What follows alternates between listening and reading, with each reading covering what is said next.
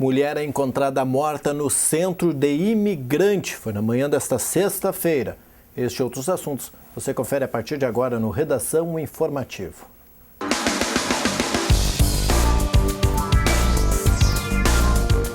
Uma residência no bairro Moinhos foi arrombada na tarde desta quinta-feira por volta das 4 horas. E de acordo com o boletim de ocorrência, a casa na Avenida 7 de Setembro, aqui em Lajeado, teve a sua janela arrombada e foram levados um notebook, um tablet e uma bolsa com documentos da vítima. Conforme depoimentos colhidos pela Polícia Civil, o ladrão ainda tentou levar um televisor de 37 polegadas, mas o vizinho avistou a situação, gritou e o bandido abandonou o aparelho.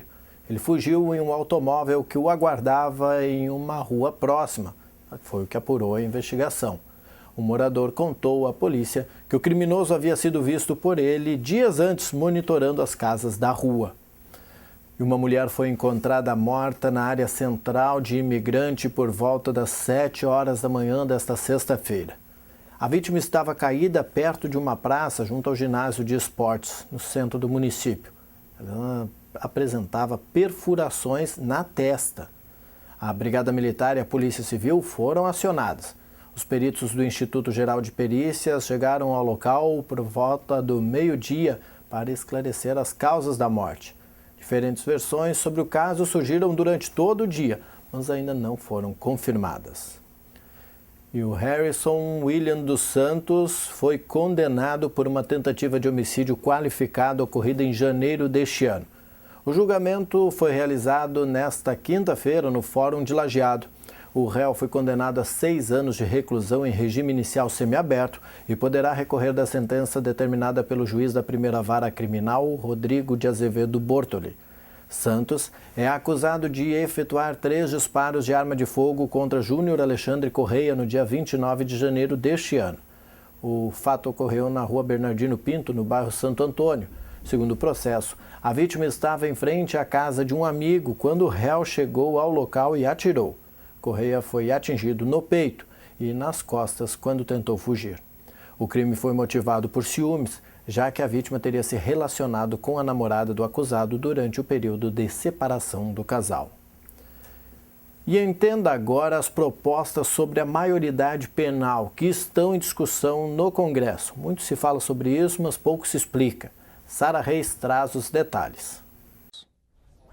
Castelo do Piauí fica a 180 quilômetros da capital do estado, Teresina. Em maio, um crime cometido no município repercutiu em todo o país. 4 meninas entre 15 e 17 anos foram estupradas e jogadas de um penhasco. Uma delas morreu. Um adulto de 40 anos e 4 adolescentes são apontados como autores do crime. O adulto vai ser julgado. Os menores de idade foram condenados a 3 anos de internação. A punição dos jovens de Castelo do Piauí é a medida mais rigorosa prevista no Estatuto da Criança e do Adolescente. O Senado aprovou e mandou para a Câmara dos Deputados uma proposta que aumenta a punição em casos como esse, em vez de 3, até 10 anos de internação. Este menor de 18 anos, ele vai para uma ala específica no sistema socioeducativo, separado dos demais e com a obrigação de fazer o ensino fundamental, o ensino médio e ter uma profissão para não ser mais vítima das organizações criminosas. A nova punição valeria para crimes hediondos, exceto o tráfico de drogas, e no caso de homicídio doloso, quando há intenção de matar. A internação deve ser cumprida em estabelecimento específico para menores infratores ou em ala especial do próprio sistema socioeducativo. A proposta aumenta a punição para os adultos envolvidos em até 8 anos de prisão. No caso de crime hediondo, o juiz pode dobrar a sentença. Eu estou convencido que a questão do menor infrator tem 2 dimensões. Tem a dimensão da política social. Educação, assistência à família, psicologia, enfim, condições para a recuperação dos infratores. Mas tem também o outro lado, que é o lado de proteger a sociedade da violência. Nós temos o dever de fazer isso. Na Câmara dos Deputados, a proposta em debate é outra. Ela altera a Constituição para reduzir a maioridade penal de 18 para 16 anos nos crimes mais graves, como o ocorrido no Piauí. Os jovens seriam separados dos presos com mais de 18 anos. A proposta aprovada pelos deputados em primeiro turno ainda precisa passar por mais uma votação antes de ir para o Senado.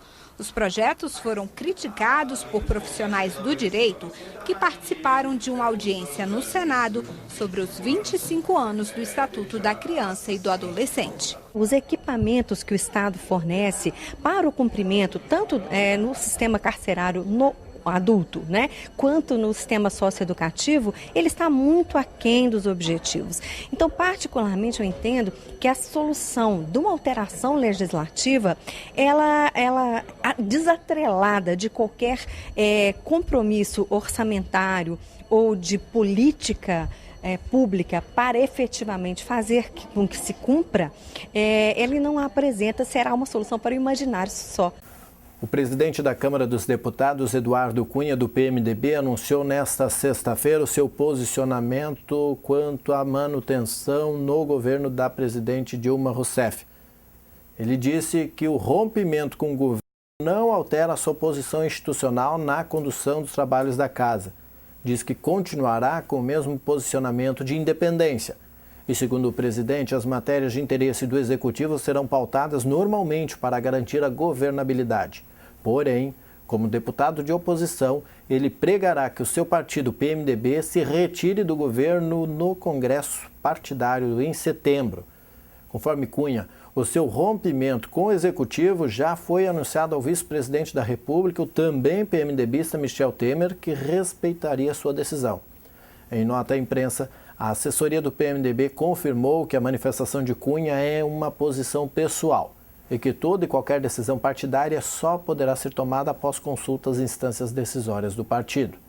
O presidente da Câmara reiterou que os pedidos de impeachment da presidente Dilma Rousseff em análise na casa serão tratados sob a ótica constitucional. E acompanhe agora o comentário do advogado Edson Kober.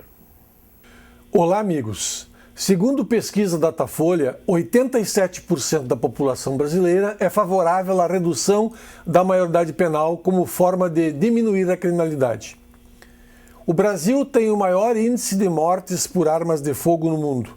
Segundo a Anistia Internacional, entre 2004 e 2007, estima-se em mais de 192 mil mortes por homicídio no país. No mesmo período, os 12 maiores conflitos mundiais totalizaram 170 mil mortos e as maiores vítimas dessa violência são os jovens, especialmente negros e moradores das periferias dos centros urbanos. No entanto, parece que estas mortes são invisíveis, quase não causam comoção. Em contraponto, quando esses mesmos crimes ocorrem em bairros nobres e as vítimas são ricas, os desdobramentos são outros. Embora o Brasil tenha avançado em alguns aspectos sociais e econômicos, a desigualdade ainda é profunda e as políticas públicas sociais ainda deixam muito a desejar. Para aqueles que acham que o jovem é o protagonista desta violência, engana-se redondamente. O jovem está no centro da violência endêmica que assola o país, não na condição de protagonista, mas sim no de vítima. O pensamento brasileiro tem a prisão como regra. Mas será que depositar jovens de 16 e 17 anos nas prisões não aumentará ainda mais a espiral da violência? Não tenho dúvida nenhuma que a violência irá aumentar. Sabemos as condições das prisões brasileiras. Mesmo assim, temos apostado há anos no encarceramento e o resultado também sabemos, é o fracasso dessa política. Já que o Brasil não consegue educar e incluir socialmente seus adolescentes, resolveu então enjaulá-los. Estudos retratam que os culpados pela violência no Brasil não são os jovens, mas na maioria das vezes o próprio Estado, omisso na sua função de garantir direitos. Por outro lado, me parece também que há muita omissão na sociedade em relação aos jovens, transferindo para estes toda a responsabilidade como se jovem infrator fosse simplesmente um ser deformado, que precisa ser excluído. Olha, não seria a violência que hoje presenciamos a expressão do resultado da histórica exclusão social que acaba por se materializar em novas formas de manifestação? Será que o problema no menor não é o maior? Quem sabe não devemos refletir um pouco mais sobre essa nossa condição humana.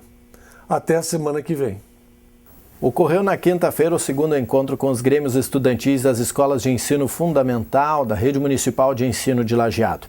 As atividades que ocorreram nos turnos da manhã e da tarde deram continuidade às ações desenvolvidas dentro do projeto Liderança, promovido pela Secretaria de Educação desde 2013. O objetivo é promover momentos de reflexão sobre o protagonismo dos adolescentes e jovens nas decisões que permeiam as comunidades escolares. O encontro foi realizado com a intenção de proporcionar aos líderes a socialização do trabalho realizado pelos grupos nas suas escolas, bem como promover as composições e propostas futuras das agremiações. A secretária de Educação, Eloide Gonzatti, acredita que os grêmios estudantis devam desempenhar um protagonismo pleno dentro e fora dos muros das escolas. O projeto Liderança é voltado a estudantes de 11 a 14 anos e acontece desde 2013. Neste ano, a temática central é o protagonismo juvenil para uma cidade educadora. E o Estado e o Governo Federal definem ações conjuntas para o auxílio às vítimas das enchentes. Veja com Andréa Martins. O Rio Grande do Sul receberá o auxílio do governo federal para atender os municípios do estado prejudicados pelas chuvas desta semana.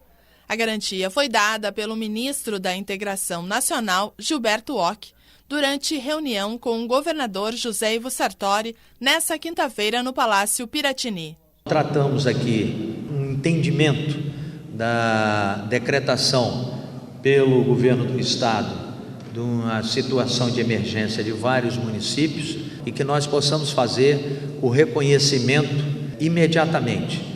Ao reconhecermos e publicarmos o Diário Oficial, nós poderemos, a partir desse momento, traçar algumas outras ações que serão ações de resposta, não só no restabelecimento de algumas cidades, mas também na reconstrução. Por um outro lado, acertamos aqui também, o governo do estado fará uma solicitação de um apoio humanitário que se resume nos kits de cesta básica, água potável, kits de dormitório, kits de higiene e kits de limpeza. Durante o encontro, o coordenador estadual da Defesa Civil apresentou ao ministro a situação dos municípios e o trabalho que é realizado para amenizar os prejuízos da população. Isso demonstra aí a parceria e o reconhecimento aí da União do Governo Federal através do Ministério da Integração e da Secretaria Nacional de Defesa Civil, reconhecendo que é uma situação delicada que o Estado enfrenta. E eles vêm aqui nos oferecer todo o apoio, o suporte técnico necessário para minimizar aí o sofrimento da nossa comunidade gaúcha. De acordo com o último boletim divulgado pela Defesa Civil, o número de municípios afetados chega a 47 e mais de 6 mil pessoas tiveram prejuízos com o mau tempo. Chegou a vez da gurizada mostrar que é boa de bola. Através do Departamento Municipal de Desporto e com o patrocínio do Banrisul, ocorre neste ano o primeiro Campeonato Municipal de Futsal Infantil de Antagorda. A primeira reunião para definir detalhes sobre a competição foi na noite desta quinta-feira, na Secretaria Municipal de Educação, Cultura, Desporto e Turismo. Interessados em formar equipes estiveram presentes e definiram detalhes como a organização da competição. As inscrições são gratuitas, iniciam na próxima segunda-feira e seguem até o dia 14 de agosto na Secretaria. Podem participar crianças e jovens que moram em Antagorda e tenham entre 7 e 16 anos, divididos nas categorias desde 1999 até 2008. Cada equipe poderá inscrever no máximo 10 atletas, sendo 8 com idade específica da categoria em questão e 2 de categorias com menos idade. A previsão do início é de 23 de agosto e os jogos devem ocorrer sempre nas noites de domingo, com duração de 30 minutos cada no Ginásio de Esportes São Carlos. Como premiação, haverá troféus e medalhas. O registro geral já está disponível no site antagorda-rs.com.br. Mais esportes você confere daqui a pouco no Papo de Boleiro. E esta é para você que será mamãe. Os carrinhos infantis devem ser vendidos com selo do registro do Inmetro. Leonardo Meira traz as informações e diz como serão essas novas regras. Desde o dia 10 de julho, o comércio varejista só pode vender carrinhos infantis registrados no Inmetro. Para saber se o produto atende às regras, basta procurar esse selo. O selo garante que o produto passou nos testes de segurança, como no sistema de retenção aqui do cinto e também de freio e fechamento. O processo de certificação dos carrinhos infantis começou em 2012, após consulta pública para ouvir a sociedade. Fabricantes e importadores tiveram 2 anos para adequar a produção e o comércio teve 2 anos e meio para escoar o estoque. A gente não teve nenhum tipo de dificuldade e produto em estoque que não tenha selo do Inmetro também a gente não tem, até porque a gente teve tempo hábil para se adequar. E em relação aos fabricantes, a gente não teve nenhum problema, não. A fiscalização do comércio fica a cargo dos Institutos de Pesos e Medidas IPEM, órgãos delegados do Inmetro nos estados. Quem comercializar os produtos sem o selo de identificação pode ter os carrinhos apreendidos e sofrer multas que variam de R$ 100 a R$ 1,5 milhão. O consumidor pode denunciar a venda de produtos irregulares pelo telefone da ouvidoria do Inmetro, 0800 285 1818. Miguel tem 3 meses e é o primeiro filho desse casal. Na hora de escolher o carrinho, os pais tiveram atenção para os itens de segurança. Quando a gente foi comprar, a gente procurou saber se tinha a marca do Inmetro, se era um carrinho bom, de qualidade, né? Se proporcionava conforto para o bebê, né? Que é o importante, né? A falta de repasse de medicamentos do governo do estado por intermédio da 16ª Coordenadoria Regional de Saúde ao município fez com que o serviço imunobiológico que compõe o calendário básico de vacinação seja interrompido temporariamente a partir desta segunda-feira. Os postos de saúde dos bairros Santo André, Moinhos e Universitários aqui em Lajeado são os afetados. A medida foi tomada pela Secretaria da Saúde por meio da vigilância epidemiológica para evitar transtornos aos usuários e perdas de medicamentos, pois com a falta de repasse nem todas as vacinas estarão disponíveis. A recomendação é procurar outra unidade de saúde mais próxima da que tem o serviço paralisado. Conforme a vigilância, no início do mês, a Secretaria de Saúde recebeu o comunicado informando que não haveria entrega das vacinas para o mês. Entre os medicamentos em falta estão as vacinas contra hepatite B e a BCG, que é contra a tuberculose considerada obrigatória. A aplicação é para recém-nascidos. A reativação das salas de vacinação ocorrerá assim que o abastecimento for normalizado. Mais informações com a vigilância epidemiológica na Central de Vacinas pelo telefone 3982 1113. E o comércio entre os países do Mercosul avança com a integração regional. Paulo La Sálvia traz as informações. Integração é a palavra-chave do Mercosul. E como nossos vizinhos são especialistas em alguns produtos, eles estão cada vez mais presentes no cotidiano dos brasileiros. É só dar uma voltinha no supermercado para comprovar isso. Aqui nós temos 4 produtos que nós podemos dizer que são produtos do Mercosul. Essa cerveja é do Uruguai, os vinhos, um do Chile e outro da Argentina. E o doce de leite, esse é um clássico dos nossos vizinhos argentinos. Só para se ter uma ideia de como a integração chegou na mesa dos brasileiros, nos últimos 22 anos, o comércio entre os países do Mercosul aumentou mais de 10 vezes, passando de cerca de 5 bilhões de dólares em 1991 para pouco mais de 59 bilhões de dólares em 2013. A integração do Mercosul vai além da compra e venda de produtos entre os países. O turismo dentro do bloco também é intenso. Daniele acabou de voltar de Buenos Aires, capital argentina, e de Mendoza, tradicional região de vinhos do país. Cada vez que eu vou, eu me apaixono mais pela cidade, pelas pessoas, porque a gente sempre tem essa cultura de achar que os argentinos são antipáticos, né? Mas na verdade eles não são, eles tratam muito bem os brasileiros.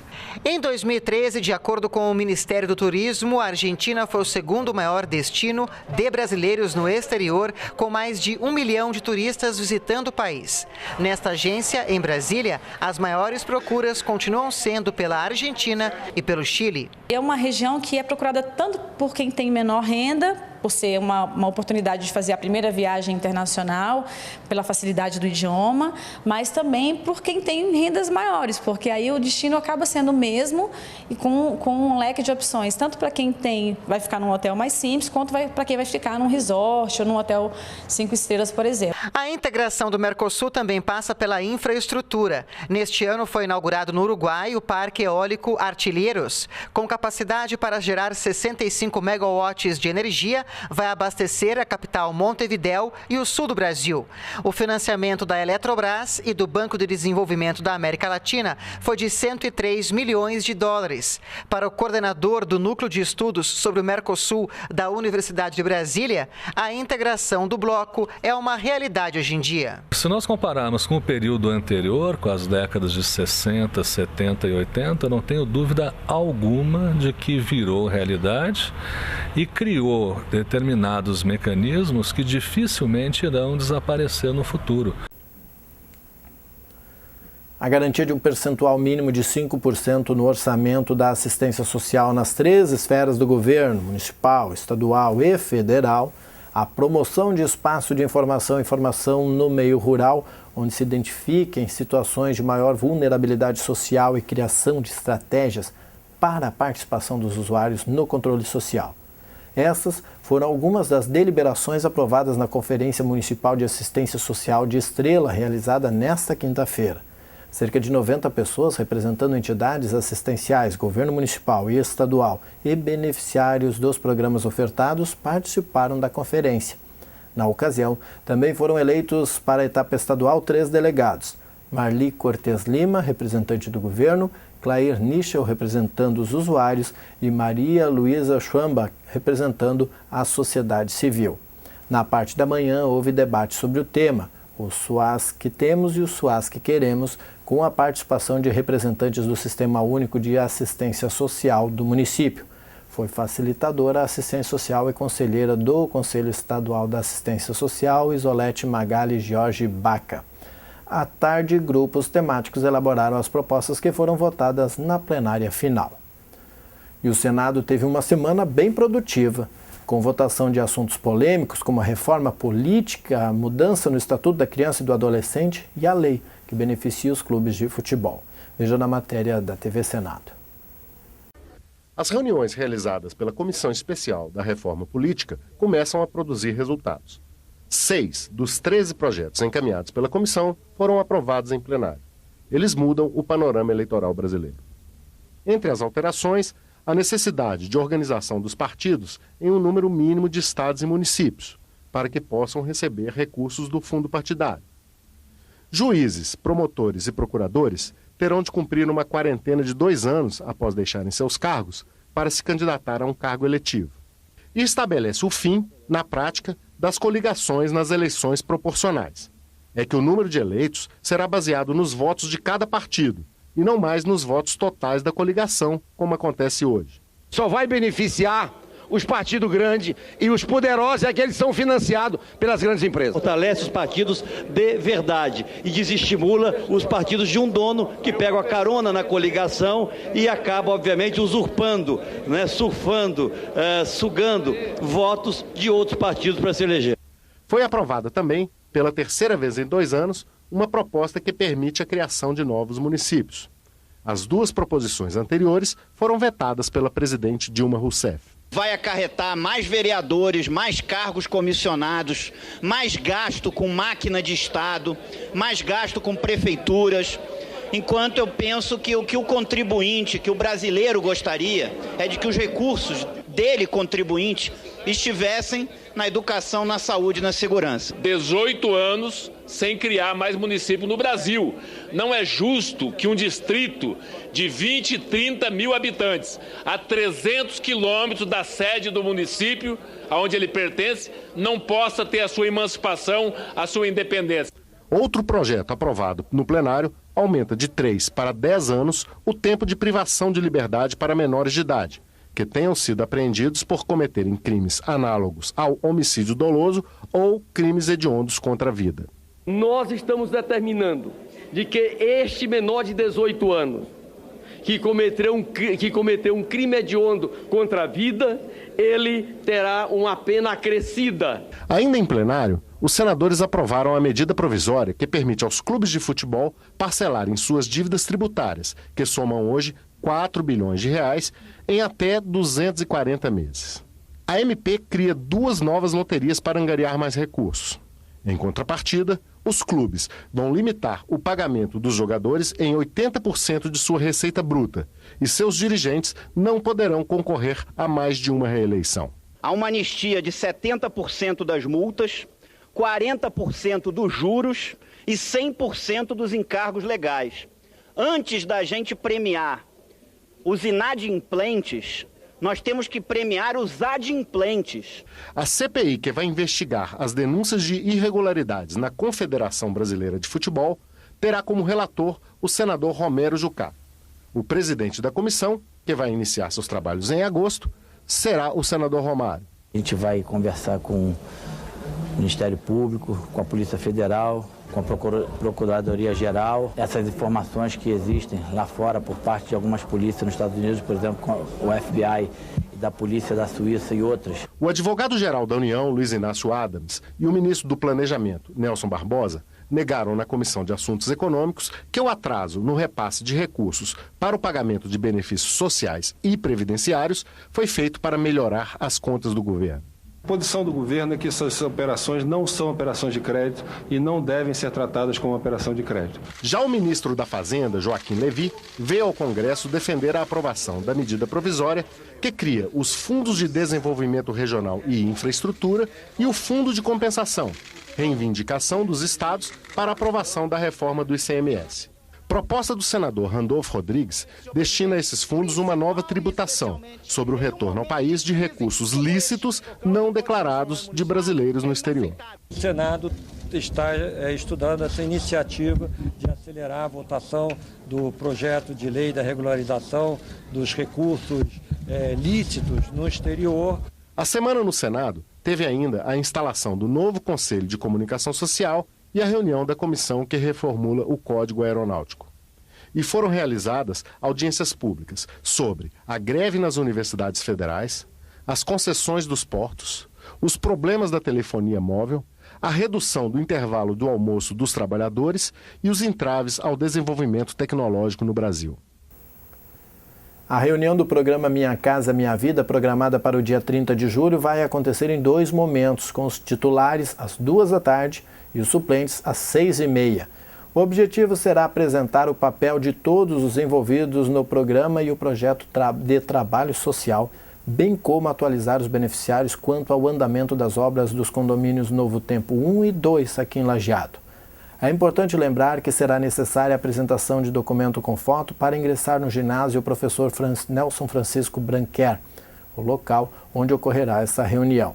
Mais uma etapa do projeto do trabalho social do programa Minha Casa Minha Vida inicia-se no dia 30 de julho. A reunião com os titulares e suplentes visa, de modo geral, aproximar os futuros moradores dos condomínios Novo Tempo 1 e 2 de todo o processo que envolve desde a construção dos 448 apartamentos até a etapa mais esperada, quando as famílias passam a habitar as unidades do Novo Tempo. A divulgação da lista definitiva dos beneficiados com titulares e suplentes depende da aprovação da Caixa Econômica Federal, que faz a análise dos documentos. À medida que a instituição financeira vai retornando com as aprovações, as listas são alteradas no site da Prefeitura, no ícone Minha Casa Minha Vida. Até a quinta-feira, conforme o setor de habitação da Secretaria de Trabalho, Habitação e Assistência Social, 8 candidatos que concorriam aos apartamentos do Novo Tempo 2 foram eliminados pela Caixa. Outros 3 do Novo Tempo 1 tiveram os nomes excluídos do cadastro. 2 em função de uma mudança para outra cidade e o outro porque desistiu da participação por motivos particulares. A primeira reunião oficial da diretoria da Sexta Fest Leite ocorreu no gabinete do prefeito Neuri Luiz Dalla Vecchia. Embasados na avaliação do evento ocorrido em 2014, os 9 representantes da comunidade, escolhidos para apoiar e trabalhar ao lado do presidente Leandro Pitol, discutiram as melhores alternativas para iniciar as tarefas. Uma das mudanças internas definidas é quanto ao acompanhamento das comissões setoriais, que ficará a cargo dos coordenadores Diogo Luiz Casagranda, Álvaro Blanger e Madalena Guellen Zanquim. No total, deverão ser formados 16 grupos de trabalho. Os que atuarão com gado leiteiro, shows e patrocínios já vêm sendo convidados. O presidente Leandro Pitol também aproveitou para comunicar que a parceria com o Clube de Mães Paz e Amor foi firmada novamente e seguirá nos moldes das edições anteriores. Ficou definido ainda que o lançamento do evento será durante a Semana Farroupilha. Na oportunidade serão apresentados os membros de todas as comissões e as candidatas à soberana no município. A Sexta Festa Leite de Antagorda ocorre entre os dias 28 de abril e 1º de maio de 2016 no Parque Municipal de Eventos Aldir João Bisleri. Em projeto de lei enviado para apreciação da Câmara de Vereadores, o governo de Lajeado propôs repasse financeiro no valor de R$ 6.670 à Academia Literária do Vale do Taquari, a Alivate. O valor é destinado às despesas de custeio do concurso literário Novos Talentos, Escritos e Escritores, na versão 5. Entre elas, o serviço da editoração e impressão de 1.000 livros referentes ao concurso. O evento é promovido pela Alivate a cada 2 anos, sendo esta a 5ª edição, e visa lançar no mercado literário escritores que ainda não publicaram suas obras. Os recursos partirão da Secretaria da Cultura e Turismo, a Secultura. Outro projeto de lei encaminhado à Câmara propõe o repasse do auxílio financeiro no valor de R$ 15.000 ao Clube Esportivo 7 de Setembro. Os recursos partirão da Secretaria da Juventude, Esporte e Lazer e serão utilizados em despesas de custeio para o departamento de bolão. O clube possui canchas de bolão desde 1934 e incentiva o seu sócio à prática deste esporte. O bolão desenvolve a atividade física e a educação, a responsabilidade, convive com outras sociedades e atletas e também o respeito ao próximo. Os projetos foram aprovados na sessão da Câmara de Vereadores que ocorreu na última terça-feira. E no próximo domingo é comemorado o Dia do Motorista. Pelo menos é festejado, já que o Dia do Motorista e também do Colônia é no dia 25 de julho. Em Lajeado, os festejos da data ocorrem há quase 50 anos e tem mais uma edição garantida. Confira os detalhes com a repórter Carolina Chaves da Silva. No próximo domingo, 19 de julho, a Paróquia São Cristóvão realiza a 47ª Festa dos Motoristas. Conversamos com o presidente da paróquia, José Carlos Anata, que passa mais detalhes a respeito da programação. Domingo nós iniciamos com a alvorada festiva, né? Às 9 horas nós temos o desfile, mas antes tem a missa, né? A celebração. E a partir das 9 então começa o desfile. Ao meio-dia nós vamos servir o almoço a partir das 11h30. À tarde vai ter sorteios e também vai ter o concurso Rei e Rainha da Festa, que vai ser através dos cupons do informativo, né? Pessoa que quiser participar, tá todo mundo liberado. Esse ano não tem venda, não é com rifa, com nada, é uma forma bem espontânea. Quem tiver interesse em participar, participa. Também temos a Feira da Torta, que é muito gostosa, que as pessoas muitas vezes vêm só de tarde depois do almoço para saborear. E após isso teremos os bailes, né, com a banda Chopão, a banda Chopão e a banda Guarujá nos 2 ambientes aqui da paróquia, que vai até às 19 horas. Nós temos as 3 noites de celebração, que é chamado de Trido, que é a preparação para a festa, né? É o lado espiritual, o lado religioso. Ele começa na quinta-feira, na sexta, com celebrações, com o tema esse ano é com São Cristóvão, paz nas famílias, e no sábado de noite, então, com a bênção da chave, as carteiras dos motoristas, né, que querem participar da celebração. Então esse é o nosso momento espiritual da nossa festa. Assim, nós temos 2 etapas distintas, né, que é o momento do desfile propriamente dito, né, que isso aí sempre dá em torno de 2.000, 2.200 veículos, né. Na parte do meio-dia nós temos almoço, que é em torno de 1.000, 1.200 almoços também, né. E na parte da tarde, então, tem o pessoal que vem praticamente só para o baile, né? Então é outro tipo de público. Então a gente tem uma estimativa assim de movimentação de pessoas aqui em torno de 5.000 pessoas. Os ingressos para o almoço podem ser adquiridos na Secretaria da Paróquia, ao custo de R$ 19,00. Por meio de pedidos, os cartões também podem ser entregues nas empresas.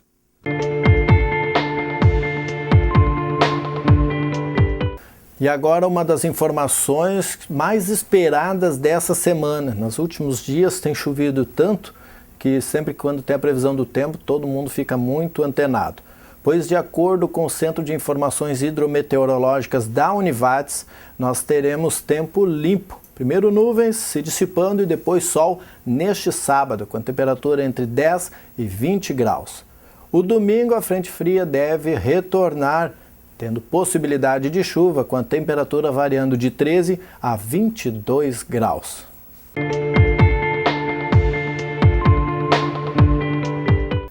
E com o objetivo de promover a qualificação de pessoas com deficiência, levando-se em consideração as dimensões ética, cognitiva, social e cultural, a Univates realiza o curso de aprendizagem assistente administrativo para pessoas com deficiência. Após 400 horas de aulas teóricas, além de atividades práticas realizadas em empresas, a segunda turma recebeu na quinta-feira seus certificados durante a cerimônia de encerramento do grupo. O evento reuniu professores, estudantes e familiares do auditório do prédio 16. De acordo com a coordenadora do curso, a professora Morgana Hatt, entre todas as atividades que ela participa, esta foi um verdadeiro presente. Morgana agradeceu às famílias que confiaram seus filhos à instituição, às empresas participantes e à reitoria da Univates pelo apoio. As bolsistas do curso e a professora Janice Schmidt também comentaram sobre os vínculos criados ao longo do curso.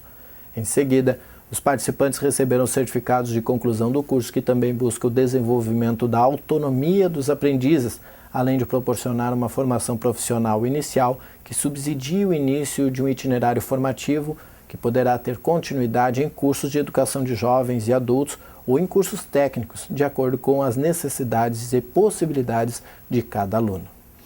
E este foi o Redação Informativa desta sexta-feira, 17 de julho. Na sequência, tem o Papo de Boleiro.